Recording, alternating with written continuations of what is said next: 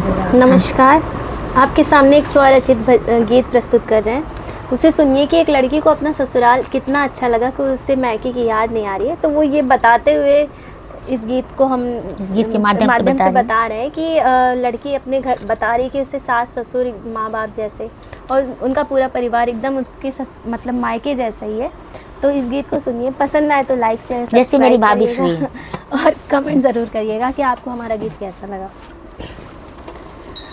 हो मैं तो छोड़ चली मायके का देश, ससुराल घर प्यारा लगे।